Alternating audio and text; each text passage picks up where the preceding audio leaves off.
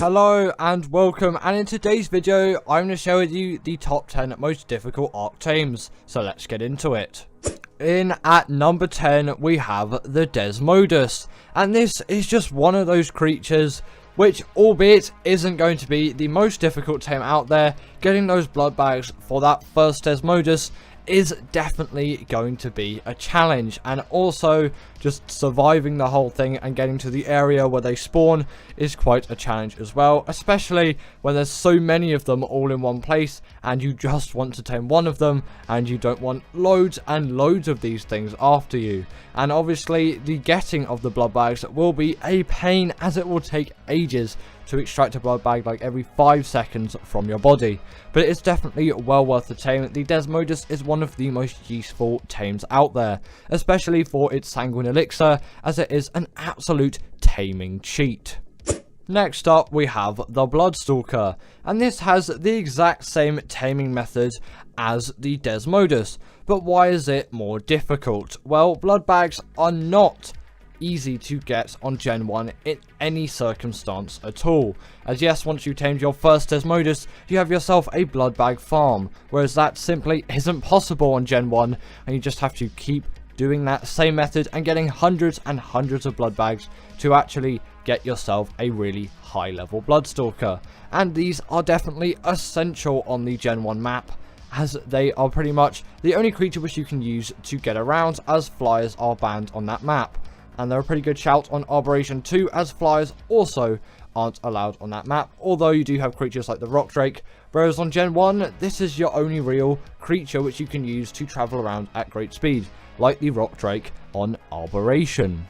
Now next up we have the Giga, and I was going to put the Crocodontosaurus in this spot, but I decided to just discount it on the list, as actually that tame isn't too bad and it can be somewhat friendly compared to the Giga tame, especially considering how little resource you need for that tame, and albeit sometimes it can be buggy, I would say the Giga tame is still just a little bit harder because of the amount of resource you need for this thing. And yes, you can trap this thing pretty easily and then you just have to stand there and shoot it, and it's not going to be the hardest tame in the world.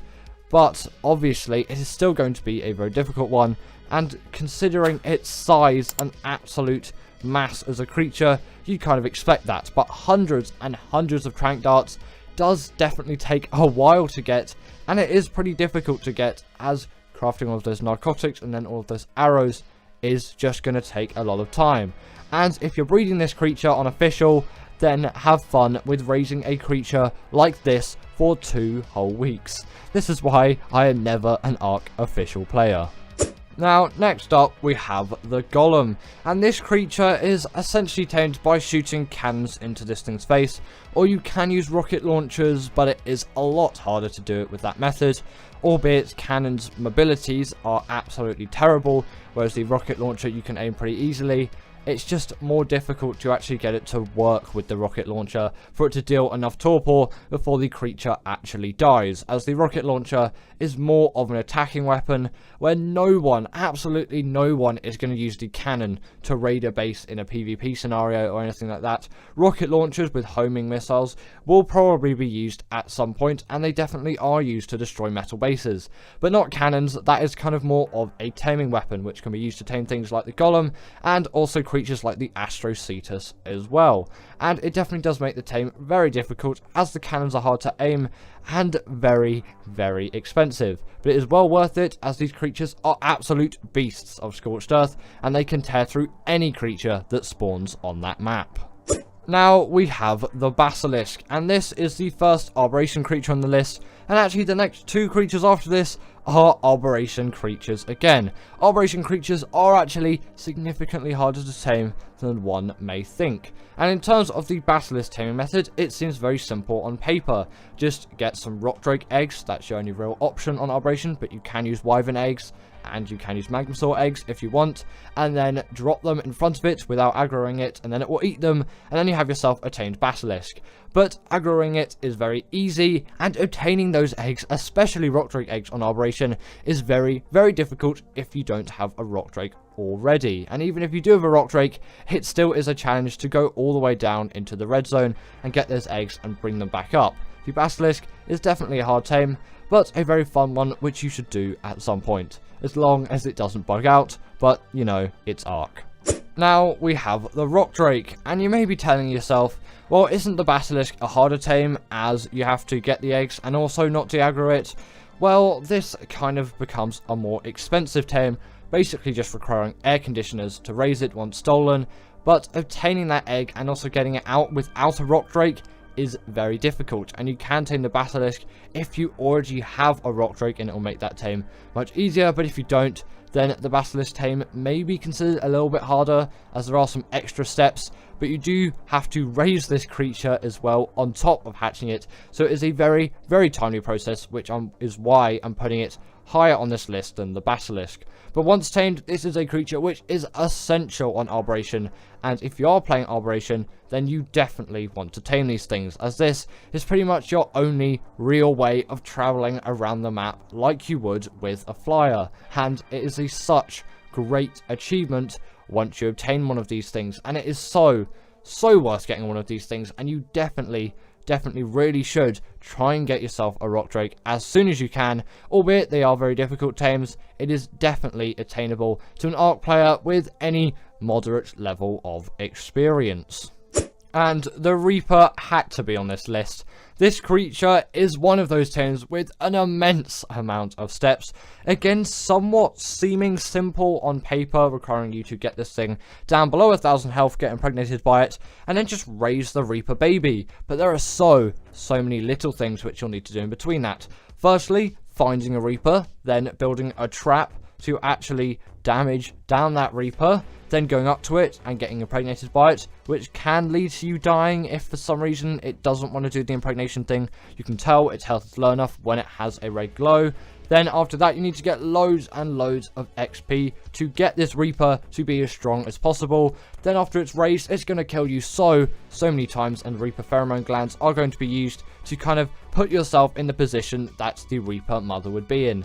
But once tamed, it is well worth it, as these are the beasts of Arboration. They deal so much damage, and no creature can really stand against the Reaper. They're even stronger than the Giga, really, in my opinion, in terms of force, and they're a lot smaller in terms of their size as well, and they have a hell of a lot more mobility over something like the Giga. In at number 3 is the Rhyniognatha, and these creatures are very irritating and difficult to tame, as their tame method just has a wealth of steps. And on ASE at the moment, and just into the future on ASE, you will just have a hard time finding these things on the island or Lost Island in any swamp biome, as they are incredibly rare.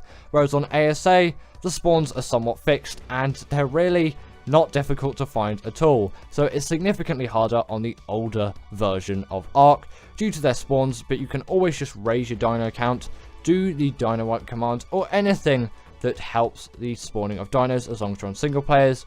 The dino wipes command, if you wanted to know, is destroy wild dinos, if you didn't know that already. Don't just put destroy all dinos. I can't remember what it is. There's a command like destroy dinos. That will destroy your tamed dinos too, and you don't want to do that at all. So destroy wild dinos, and that is going to dino wipe all of the wild creatures on the map. And in terms of this thing's taming method, you'll want to kill a male Rhyniognatha to get its pheromone, which is a challenge in itself because they have a lot of health and they pack a punch in terms of damage. Then get a Bronto on all of those items which are on screen if you want 100% effectiveness. The Bronto isn't strictly necessary, just use any kind of large creature, but the Bronto is definitely the advised. Then really you want a net gun for this, so net gun it, and then after that you're going to want to damage this thing down to a really low amount of health, as low as you possibly can. You may need to hit it a couple of extra times. I'm using Awesome Spyglass mod here, but that isn't on ASA at the moment, and so isn't the net gun, so you'll need to trap it in that case. And you can always use the magnifying glass if you don't have any kind of mods to see this thing's health. The torpor isn't really necessary. Then you're going to want to feed that pheromone into your Bronto, or whatever creature you're using in this case. I'm not sure what creatures can be used. The Bronto is definitely advised. Then afterwards it will come out of its kind of net trap, and then it will impregnate a dino, which is where you want to feed it all of those resources. Then it will collapse over, and your Rhyniognatha baby will be born. In at number 2 is the Shadowmane, and this creature really seems like a very, very simple tame on paper, but in fact it isn't at all. This creature just has a wealth of things which can go wrong with it, namely that this creature will just like to aggro onto everything, and you're going to need things like Gilly and probably a trap as well to do this fully successfully, or at least with the most amount of ease. And then getting the fish at the right size as well can just be a challenge in itself, because you know, Arc is Arc. But before we get into number 1, I just want to list a couple of quick honourable mentions which didn't make it onto the list. The Troodon has to be mentioned on this list, so does the Carcharodontosaurus, the Noglin, the Astrocetus, the Astrodelphis, the Titanosaur, all of the titans which you'll find on Extinction, the Managama, and the Hesperornis, all having their own varying difficulties in taming methods. So let's get into that number 1 spot. And in at number 1 is the Amargasaurus, and this creature is by far the bane of so many people's lives, requiring Raj Clark 24 hours to actually tame this thing, which is insane for a creature, which, like, is unprecedented for every other Arc tame. No creature has a taming method like this one, and if you do this taming method, in fact, you will probably not be sane by the end of it, allowing it to run around and fight with you until it is tamed. This is the absolute bane of any Arc player's existence. But we can't forget the Fenrir too. This thing is it's just too difficult. The most unusual Arc creatures. In at number 10 is the Astrocetus, and this is one of those creatures which on the surface may not seem that unusual, but I really can't think of any other game which has a creature like the Astrocetus. And also, this was a very new thing to Arc as well. No space things had been done in Arc, and the fact that with Gen 1 we had a space biome, and then we had this hunking beast of a creature. It is definitely an unusual Arc tame, as in it isn't like most of the other creatures in Arc. And there are only a couple of creatures which I can think of which are as unusual as this thing, and also at the same time follow the similar genre that this thing has of being a space sea creature of sorts. The Astrodelphis obviously being a great example there, that meaning space dolphin instead of space whale, which is what Astrocetus means. Speaking of the Astrodelphis, next up is the Astrodelphis, and the only reason why I would say this is a little bit more unusual than the Astrocetus is its design is more unusual, and also its abilities are a lot more unusual than the Astrocetus. The Astrodelphis is essentially like a dart plane. This thing can just soar through the air and do so many acrobatics and shoot loads of lasers, and yes, it has technically been done before, but you wouldn't really expect it out of this creature, and its design and overall feel is very unusual, and I can't think of any Arc creature other than the Astrodelphis, of course, which controls like the Astrodelphis. And also, again, with the Astrocetus and Astrodelphis, it doesn't really make sense that they work outside of space, but they kind of have to. You know, it is the game of Arc, and there are many other maps, and there are many other biomes that aren't space biomes. So yeah, it just kind of breaks the immersion for me there. But you know, it's Arc, they're fantasy creatures, who knows, maybe they can just dart around in non-space as well, although they do make a lot more sense in space biomes. But obviously, for most of the time which you'll be using these things, you won't be using them in space biomes, you'll be using them to travel across the map, as both of them are great travelling mounts, the Astrodelphis being better for travelling, obviously, as it is a significantly faster creature, and also it's just a lot more fun to ride around on. Next up, we have the Bulldog, and this is strangely one of the cutest yet horrifying creatures that Arc has to offer, and obviously it debuted with Operation, and I'm pretty sure it hasn't appeared in any other map since, but be sure to correct me if I did get that wrong. And in terms of this thing's abilities, it is just a light pet like the Shinehorn and the Featherlight, which essentially will debuff things like Reapers and the Nameless. Not really useful on any other map, but they're definitely really cute, and the fact that there is a mask for the Bulldog, and you kind of put the Noglin in the same spot here as they are similar creatures, they definitely are respected, but very unusual tames. Now, I don't know what it is, but the Managama always seems really weird to me, and the Managama just seems like a creature which doesn't seem like any other Ark creature which I can think of in any way, shape or form. This is essentially like a Ferox type thing with ice fists that can jump into the air and has some sort of elemental power, and that also has ice breath and can freeze creatures. This is definitely an oddity and an unusual tame which hasn't been revisited since. There is no other Ark creature to this day which is like the Managama, and also the spelling for it is pretty unusual as well, but once you learn how to spell it once, you kind of don't forget it, as its name is that unusual. And it definitely is an extremely useful creature. Obviously, as you can see, it can travel across the map with insane speeds, and it deals a pretty reasonable amount of damage as well, which you can't get out of every great traveling mount. But the Managama definitely is great for that, and like I said as well, it is great at freezing creatures, and in a moment you will see what it is like when it does freeze creatures. The only thing you really have to watch out for though is this thing is extremely buggy and will get stuck on things, and it just did get stuck on something there. In terms of it freezing, it will freeze creatures for a very, very long amount of time, which is why it is heavily used by PvP griefers. I've heard not as much anymore since they got nerfed, but they still get used a little bit in terms of PvP griefing still to this day.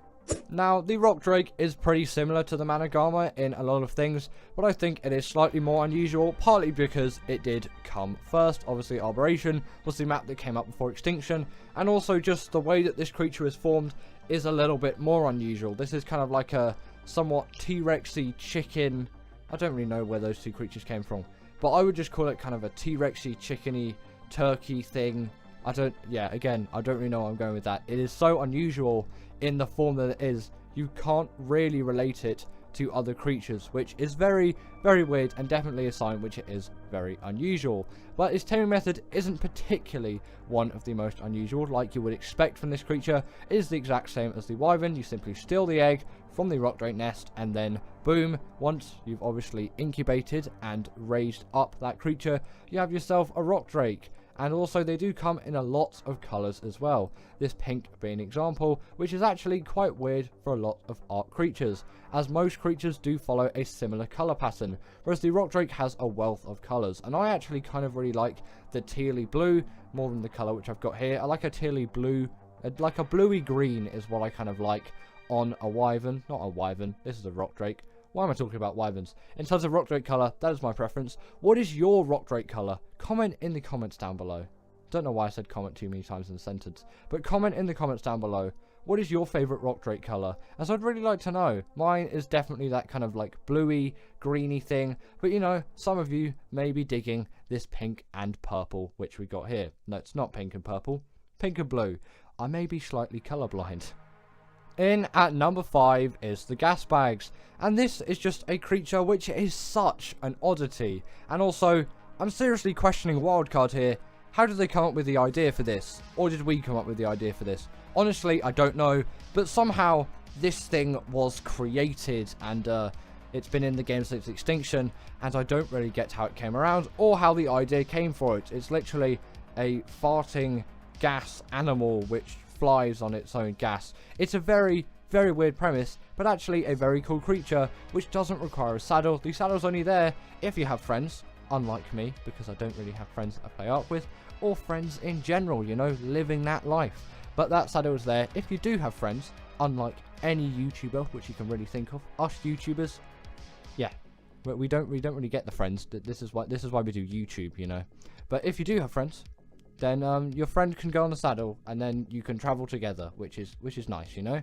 The Diplodocus has a significantly higher passenger count, but that's not on the list because that isn't a very interesting or unusual creature. Anyway, I should stop talking about the Diplodocus. What's actually good about the Gasbags? Well, on Extinction, this is actually one of the best creatures out there for gathering metal. Obviously, you still have the RG, and the Gasbags is significantly harder to control than the RG, but it is a lot cuter. And it's just, I like using the creatures which came on that map. And I'll always try to use the Gasbags, as long as I can control it at the time, to do some metal runs. And once you learn it, it is a really, really great creature for doing those metal runs. If you don't just get stuck in a trench with loads of Wyverns and get killed a couple of times. That happened because I forgot to enable creative mode, stupidly for this B-roll. But, you know, editing, it looks like I did nothing wrong and I escaped perfectly. But there was multiple attempts in this, and then I flew too high, and I got up caught into the world border. I am definitely not a great pilot of the gas bags. Also, if you find yourself like this, make sure to dismount just before you hit the ground, it will save you. Now, the Rhyniognatha, I think, came from us. It was from some kind of creature voting thing anyway, and we did vote for this creature to be in the game, and it is one of the more unusual ones. There isn't any other arc creature which is really like this thing. And also, I know loads of people are saying Rhyniognatha's are rare, and I get that they're rare. On ASA at the moment, I've seen about 5 Rhyniognatha's in the swamp biome. Is there an overspawn of Rhyniognatha's on ASA? Wildcard, can you tell me please, if you're watching this video, because I've had way too many encounters with this thing. I've seen 1 Giga, and I've seen 5 Rhyniognatha's, and these things are generally a lot rarer than a Giga, as they only spawn in one specific biome, whereas Gigas can spawn on several places around the map. In terms of the Rhyniognatha's uses though, this thing is essentially just an upgraded Quetz, which is a lot faster and deals more damage. As unlike a Quetz, it will deal more damage. It is significantly harder to tame and uses the taming method, which the Reaper has, which I'll talk about because the Reaper is ahead on this list. Oh my god, spoilers. But either way, the Reaper is ahead on this list, so I'll talk about his taming method similarly there. But you can always check out my Rhyniognatha taming guide if you want to know fully, in detail, how to tame this thing. And you'll see brief b-roll of me actually taming it, because this is from the guide video. I was just a little bit lazy at the time, and I was just like, I'll take my guide video, and then I'll just chuck that into b-roll, which is obviously why you're seeing me tame it here, and you're not seeing me tame every other arc creature in all of the other b-rolls. But it is a very long and arduous taming process, which is extremely difficult and requires 2 Rhyniognatha's, not 1. You're going to need 2 of those things, and you're going to need a pheromone, you're going to need to kill 1, and then yeah, there's so much. Just check out the tutorial. I really shouldn't talk about it more. The Rhyniognatha is just one of those creatures which is really unusual, and we voted for, and for some reason spawns way too much on ASA. Have no idea why, but it does. This is the Rhyniognatha. It's one of Ark's most unusual tames. The spoiler is here, with the Reaper being in at number 3, and the Reaper is a even more unusual tame than the Rhyniognatha, as obviously it came way before. The Rhyniognatha is the most recent creature which has been added to Ark, apart from the Basilisk. Don't know if that is in ASA at the moment, but I'm going to count that as the most recent Ark creature. Is that thing coming to Scorched Earth or the island? Either way, it might not be here yet, so don't take my word on that one. Not quite sure. That may be a Scorched Earth creature. Actually, thinking about it, that is a Scorched Earth creature. The Rhyniognatha was one for the island. Yes, the Rhyniognatha is the latest creature of Ark at the moment. And the Reaper has obviously been in Ark for ages. It came out in Operation. That was way back in 2017. And this thing was such an oddity at the time, but it really fits into that map, and its taming method is one of the most unusual in the game. Essentially what you do is you'll get a Reaper Queen to a really low amount of health. You can use a trap for this, it will make it so much easier, and you can use light pet as well. Not for the other bit of the taming method though, as that won't work with a light pet. You can't have a light pet when this thing impregnates you when you go up to it after you put its health down. At least I'm pretty sure you can't. Don't anyway, as it may somewhat fail, as the Reapers really do not like light pets. But after you have been impregnated by the Reaper, obviously after you've damaged it and the impregnation has occurred, you just get a ton of XP, and then boom, you have yourself a Reaper. In at number 2 is the Blood Stalker, and this is just essentially a spider with, I don't think 8 eyes, but it may have 8 eyes, or it may have 12. Honestly, comment down below how many eyes the Bloodstalker has, as right now I don't know. I'm sure I could look up an image, but I know one of you out there knows the answer to this. Well, obviously you can tell why the Bloodstalker is so unusual. No other Ark creature is really like this, and you could say the Rhynio is another kind of spidery thing, but that is just kind of like a normal spider. The Bloodstalker is like a vampire, blood-sucking Spider-Man thing with an obscene amount of eyes. It may be 8, it may be 12, I'm not quite sure. Make sure to let me know. I want to know how many eyes the Bloodstalker has, as I'm really not sure, as I have not seen one up close and personal for a while. But also, this thing's taming method is very much an oddity. Like no other Ark creature, apart from the Desmodus, obviously, off of the top of my head, which I can think of, has the same taming method. You essentially get blood bags, which you will need to syringe out of your body, or you can obviously use the Desmodus to harvest them now, but originally you just had to use the blood syringe to get those, and then it will just eat those, and then you'll tame yourself a Bloodstalker, and you can feed it some creatures before to get 100% effectiveness, but honestly, I've never bothered with that, as I'm not going to do, like, insane things with this creature. Like, I'm not going to fight bosses with the Bloodstalker. I just want a good one, and obviously for missions, you're not even going to need a Bloodstalker, but it is good to get one, obviously, so you can get to those missions, so you can get all of those hexagons. But before you get a Bloodstalker, you should definitely go to the Bogrish missions to practice. And finally, in at number 1 is the Velonosaur. And the reason why I have put this thing in at number 1 isn't because it has the weirdest taming method or anything along those lines. It is just, there has never been any kind of creature like the Velonosaur apart from the Velonosaur. I can think of no other Ark creature like this tame. And albeit, yes, it does have one of the simplest taming methods out of all of the creatures on the list. It is just a very simple knockout tame. No other Ark creature compares to this thing in terms of what it is. This thing, again, is just a moving turret, and there's no other creature which does this like the Velonosaur. And sadly, the damage of the turrets doesn't scale with melee, but obviously you can keep leveling up that stamina to shoot even more turrets out. And obviously I wouldn't recommend it in this close of a proximity, but it is definitely an extremely useful thing, which when you ride this thing you will use a lot. But it also just have your general just attack, hack and slash, and it also can shake spines off of it as well. And also, I think when you look at it head on when it's shooting turrets, it's a little bit creepy. That animation, just to me, is a little bit on the creepy side. And give it up for our patrons, Ekaterina Puchkova and Karina Thorne, Dominic Maciejewski, sorry about that name, and everyone else that's on this list. All the people I've mentioned are paid members, and if you feel like that's something you want a shout out at the end of the video, go join the Patreon or become a paid YouTube member.